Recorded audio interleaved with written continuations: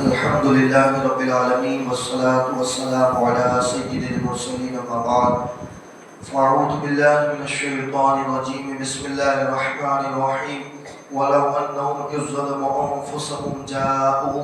صدق الله العظيم وبلغنا رسول النبي الأمين المدين المختار الكريم ونحن على ذلك لمن الشاهدين والشاكرين والحمد لله رب العالمين.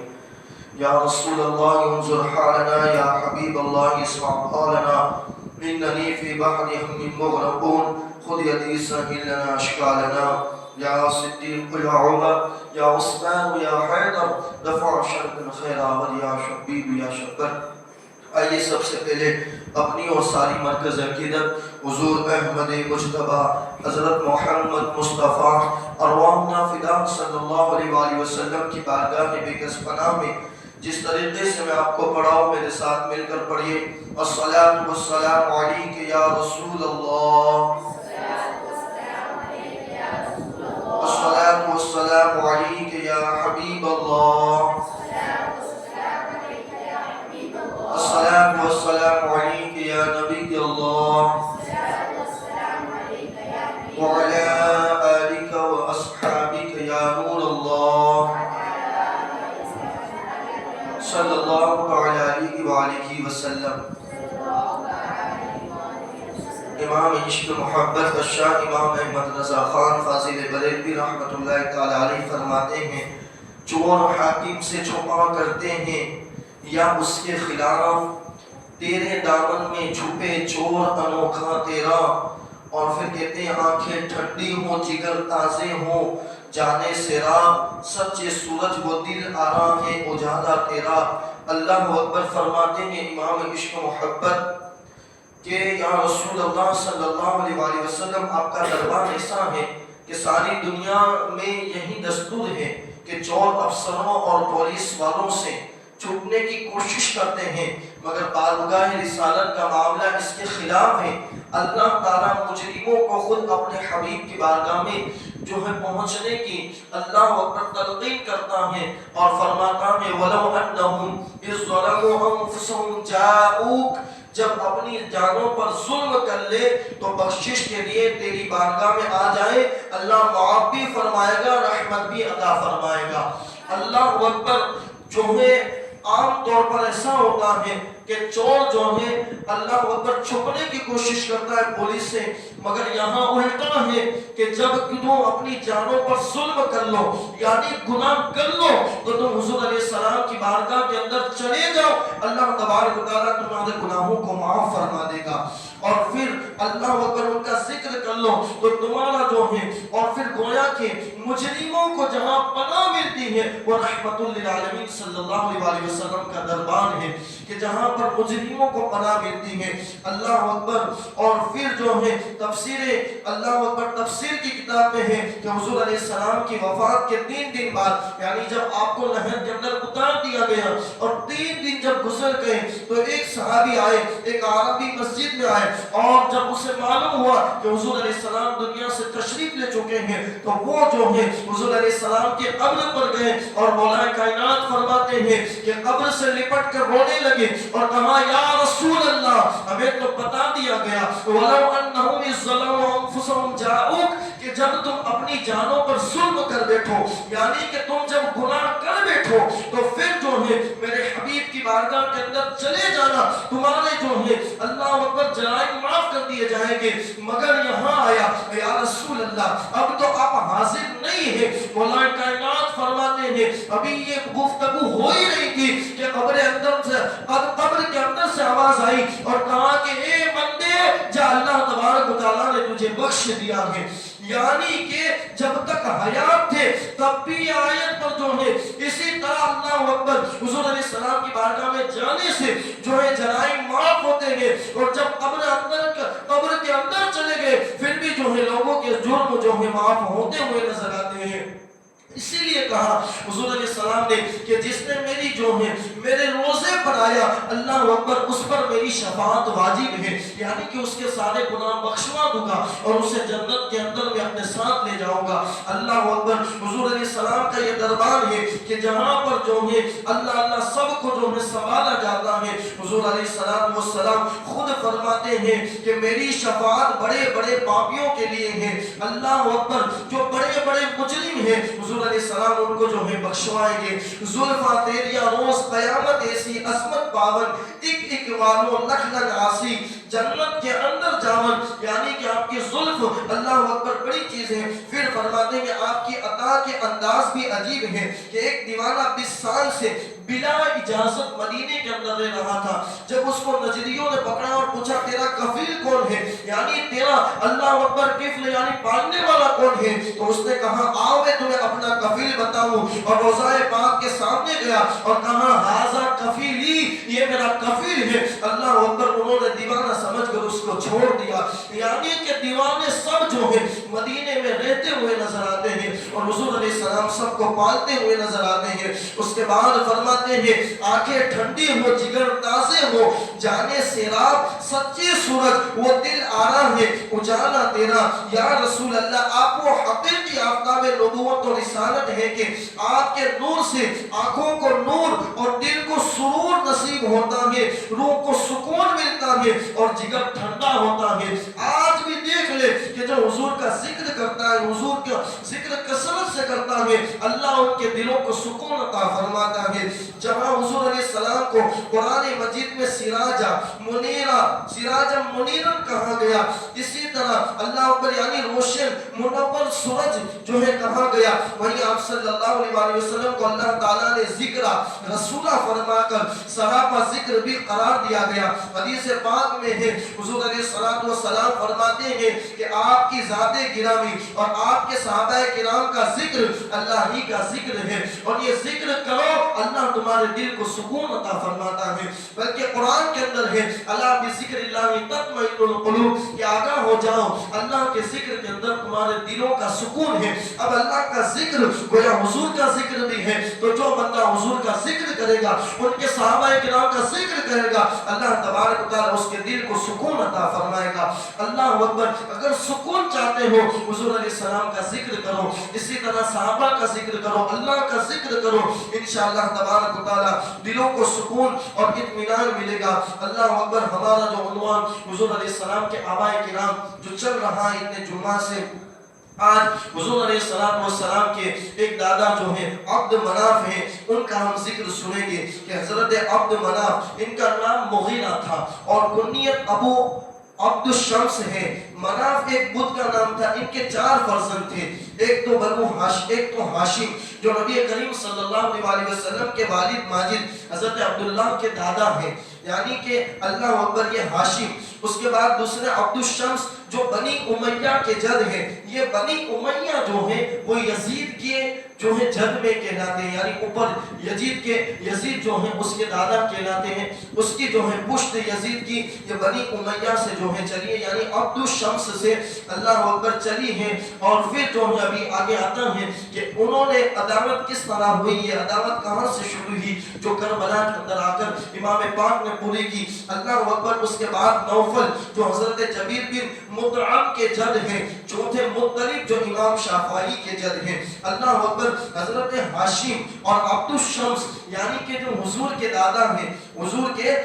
جو ہے پر دادا ہیں، اور جو ہے عبد الشمس یعنی کہ جو یزید کے جد میں اوپر جا کے یزید کا سلسلہ جہاں ملتا ہے عبد الشمس، یہ دونوں جو ہے فرمایا جاتا ہے کہ ہاشم اور عبد الشمس جو ہے یہ دونوں جڑواں پیدا ہوئے تھے، یعنی کہ ایک ساتھ ہوئے تھے۔ اور جو ہے عبد الشمس کے پیشانی یعنی کہ یہ جو دماغ ہے وہاں پر حضرت ہاشم کے اللہ اکبر انگوٹھا جو پاؤں کا انگوٹھا ہے وہ ٹچ تھا، یعنی کہ لگا ہوا تھا۔ لوگوں نے بڑی کوشش کی کہ اس کو جو ہے جدا کر دیا جائے، وہ ملا ہوا تھا، دونوں ملے ہوئے تھے پاؤں کا انگوٹھا اور عبد الشمس کے جو ہے پیشانی سے، تو اللہ اکبر بڑی کوشش کی گئی مگر وہ جو ہے جدا نہ ہوا۔ تو پھر بالآخر تلوار سے جب اس کو جدا کیا گیا تو دونوں کا خون بہا، جب خون بہا تو لوگوں لوگوں نے کہا کہ اب یہ جو ہے ان کی نسلوں تک خون بہے گا، اور اسی وجہ سے آپ دیکھیں کہ بنو امیہ پھر اس میں جو ہے صرف 2 نسلیں جو ہے اچھی آئی ہیں بیچ میں، یعنی کہ اللہ اکبر 2 نسلیں آئی ہیں، اس کے بعد ساری جو ہے یزید تک، اور پھر آگے جو ہے یزید کی نسل ختم ہو گئی تھی۔ تو یزید جو ہے وہاں یہ جہاں خون ہاشم اور عبد الشمس کا جو بہا تھا دونوں کو الگ کرنے میں، تو اس وقت کاہنوں نے بڑے بڑے لوگوں نے کہا تھا کہ اب جو ہے یہ ان کی نسل تک جو ہے خون بہتا رہے گا،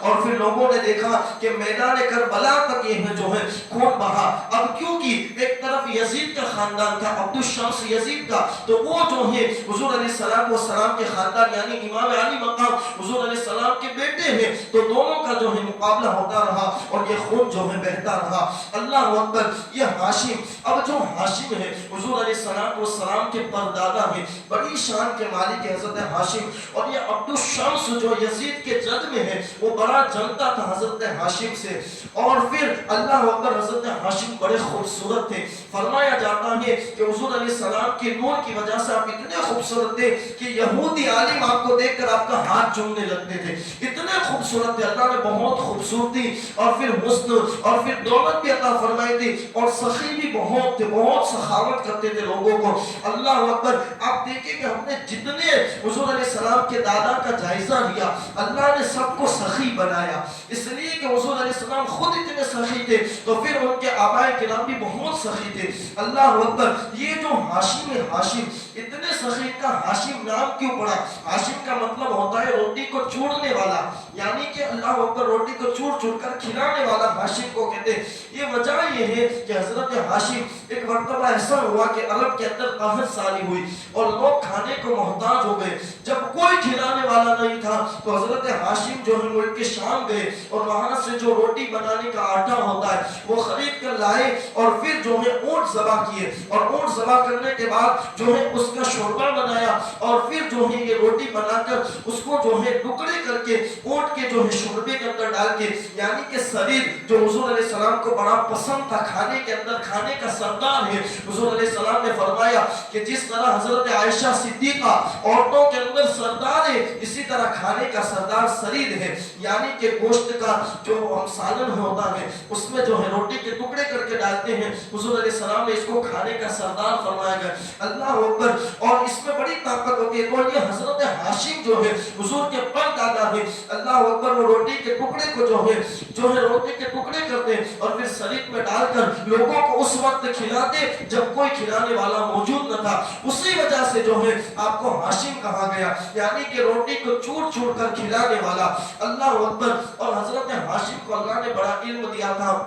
بہت سخی بھی تھے، اور عبد الشمس کیونکہ جلتا رہتا تھا تو اس نے سوچا کہ حضرت ہاشم کو کسی طرح کر کے میں یہاں سے نکال دوں، تو اس نے جو ہے آپ سے کہا کہ میں آپ سے مناظرہ کرنا چاہتا ہوں۔ حضرت ہاشم نے، کیونکہ مناظرہ جو ہے دونوں طرف برابر ہو تب کیا جاتا ہے، تو آپ نے کوئی توجہ نہ دی، مگر جب اس نے بہت زور کیا تو کہا کہ مناظرہ تو تیرے ساتھ کروں گا، مگر اس بات پر کروں گا کہ جو ہار گیا، یعنی کہ اس میں جس کو شکست ہوئی وہ جو ہے 10 سال مکے سے نکل جائے گا، وہ مکے میں نہیں رہے گا، اور پھر جو ہے کچھ اونٹیں جو ہیں وہ ذبح کرے گا اور لوگوں کو کھلائے گا۔ اللہ اکبر۔ وہ طے ہوا اور پھر دونوں کا مناظرہ ہوا، اس نے خود مناظرے کی چیلنج کی، اور وہیں عبد الشمس جو ہے مناظرہ ہار بھی گیا، شکست بھی ہوئی اس کو، اور پھر اس نے جو ہے اونٹ ذبح کیے اور پھر جو ہے لوگوں کو کھلا کر اس کو 10 سال کے لیے مکے سے جو ہے نکال دیا گیا۔ پھر بھی بہت جلن ہوتی تھی، یہ جو ہے ہاشم رضی اللہ تبارک تعالیٰ عنہ سے بہت جلن کرتے تھے،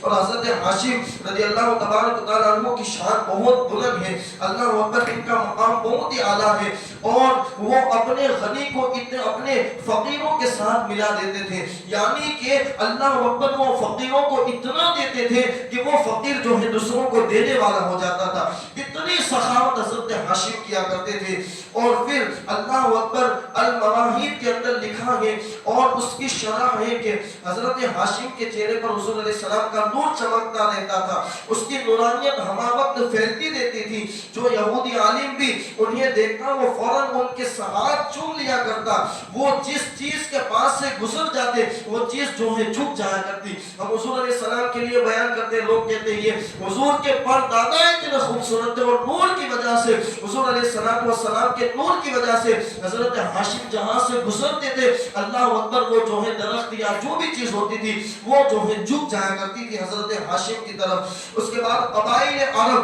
और उलमा यहूद अपनी लड़कियां जो है इनके रिश्ते के अंदर देने के लिए हमेशा कोशिश करते रहते थे, क्योंकि बहुत खूबसूरत थे। बल्कि अल्लाह अकबर, मुल्क रोम की तरफ से जो है, रोम का बड़ा बादशाह था, उसकी तरफ से जो है रिश्ता आया था कि मेरी बेटी बहुत खूबसूरत है, तुम मेरे पास आओ, मैं तुम्हारा निकाह कर दूं। अल्लाह अकबर, मगर वहां पर भी जो है हजरत हाशिम ने मना कर दिया, इसलिए कि ये जो है इंजील किताब के अंदर पढ़ चुके थे कि हुजूर अलैहिस्सलाम के परदादा यानी हुजूर के जद जो है इस तरह की इनकी खुसूसियत होगी कि वो बहुत सखी होंगे और बहुत लोगों को बांटने वाले होंगे। इसलिए जो है अल्लाह अकबर हमेशा इनको अच्छे अच्छे रिश्ते आते थे। आशिक मुसाफिरों की मदद करते, हकदार का हक अदा करके जो है अल्लाह अकबर उनको पनाह देते। जब जुल्हिज्जा का चांद नजर आता, यानी कि जो अल्लाह अकबर जिसमें हज किया जाता है उसका चांद नजर आता, तो काबे के साथ टेक लगाकर कुरैश को यूं गोया होते, ऐ गिरोह कुरैश, तुम अरब के सरदार हो, तुम्हारे चेहरे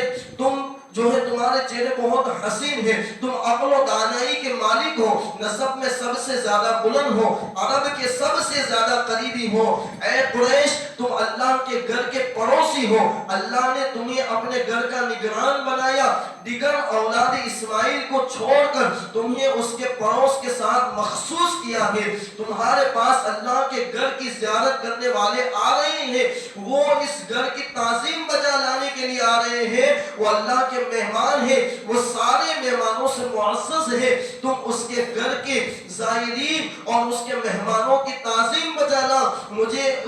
इस पाकीज़ा इमारत के रब्बे करीम की कसम है कि अगर मेरे पास इतना माल होता कि मैं सारे अखराजात बर्दाश्त कर सकता तो मैं तुम्हारी तरफ ना आता। मैं अपने माल में से तय्यब और हलाल माल निकालने लगा हूँ, जिससे न कतरे रहमी की गई, जिससे न जुल्म से लिया गया, जिसमें न हराम का अमल है। जो तुम इस तरह करना चाहते हो वो जरूर इस तरह करें। अल्लाह अकबर, उस दौर के अंदर जब लूट कर लोग खाते थे, उस वक्त हुजूर अलैहिस्सलाम के आबाए किराम लोगों को कहते थे कि हलाल माल अल्लाह के नाम में देना और हलाल ही से लोगों की मदद करना, जो ना कतई रहमी किया गया हो, ना किसी का लूटा गया हो। आज लोग हराम की तरफ जो है तेजी से जा रहे, मगर हुजूर के परदादा है कि लोगों को कह रहे, और फिर आज लोगों का ये सोचना भी हो गया है कि हम हराम कमाएंगे और फिर डेग करेंगे, हराम कमाएंगे, दीन की खिदमत करेंगे तो हम बख्शे जाएंगे। कभी ऐसा नहीं हो सकता।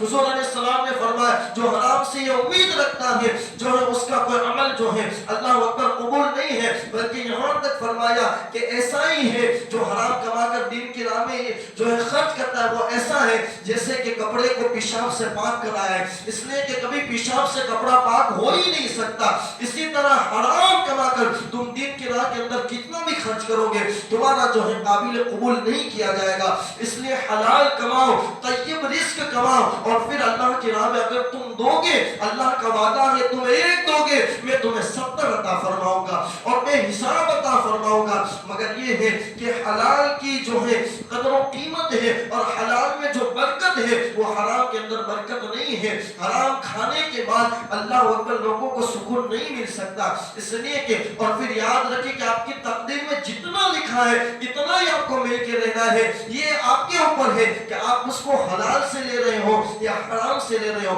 अल्लाह अकबर, इस पर एक वाकया याद आया कि हज़रत निज़ामुद्दीन औलिया रहमतुल्लाह तआला अलैह की बारगाह में एक मुरीद आता था। जब भी आता था तो जो है उसकी एक बार चप्पल चोरी हो गई, दूसरे दिन नहीं लेकर आया, दूसरे दिन भी चोरी हो गई, तीसरे दिन नहीं लेकर आया, फिर भी चोरी हो गई। उसने हज़रत निज़ामुद्दीन औलिया से कहा कि जो है मेरी चप्पल 3 दिन से चोरी हो रही है। उन्होंने कहा कि तू कल जब घर से निकल तो इतनी नियत करना कि ये चप्पल जो चोरी करेगा उसके लिए हलाल है। अल्लाह अकबर, ये आया नियत करके। अब जब आया चौथे दिन तो उसकी चप्पल चोरी नहीं हुई, तो वो आया और कहा कि हुजूर ये क्या माजरा है। कहा कि जो चोर आता है वो हराम की नियत से आता है और तूने उस पर हलाल कर दिया, इसलिए जो है उसने तेरी चप्पल चोरी नहीं की। यानी कि बताइए چلا کہ تقدیر میں لکھا ہے وہ مل کر ہی رہنا ہے، مگر اب تمہیں دو راستے دیے گئے، ایک حرام کا ہے اور ایک حلال کا ہے۔ اگر حرام کی طرف جاؤ گے تو جہنم میں جاؤ گے، اور حلال کی طرف جاؤ گے اللہ تمہیں جو ہے برکت بھی عطا فرمائے گا